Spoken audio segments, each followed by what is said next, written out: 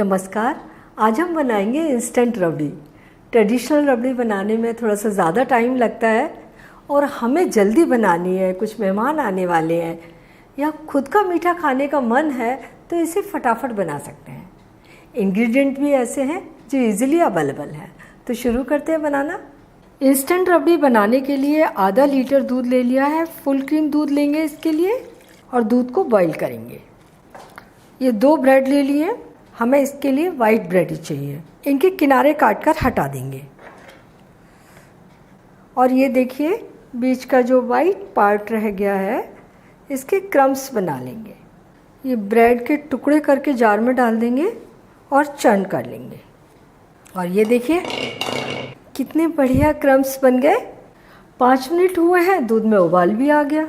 तो थोड़ा सा चला देंगे और बस कुछ नहीं करना है। ये जो क्रम्स बनाए हैं ये हम इसमें डाल देते हैं, मिक्स कर देंगे। इससे दूध में एकदम गाढ़ापन आएगा और बहुत टेस्ट भी आएगा। ट्रेडिशनल रबड़ी के लिए तो दूध को ही गाढ़ा करके बनाते हैं, लेकिन अभी हम इंस्टेंट रबड़ी बना रहे हैं तो ये क्रम्स इस दूध को फटाफट गाढ़ा कर देंगे। अब इसे थोड़ी थोड़ी देर में चलाते रहेंगे। और ये 1/4 कप कंडेंस मिल्क, इसमें शुगर भी है और मिल्क सॉलिड भी है, यानी कि जो रबड़ी है इससे गाढ़ी भी होगी, टेस्टी भी होगी और मीठी भी हो जाएगी। और अगर आपके पास मिल्क पाउडर है तो आप इसमें 1/4 कप मिल्क पाउडर को दूध में घोल के इसी में से दूध निकालिए, अलग से उसे प्याली में खोल लीजिए मिल्क पाउडर को अच्छे तरीके से और इसमें डाल दीजिए।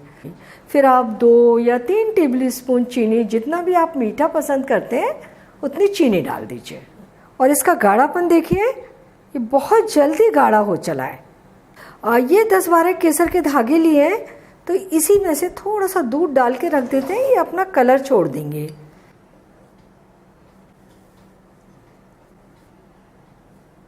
और ये देखिए 2-3 मिनट में ही ये कितनी गाढ़ी दिखने लगी है।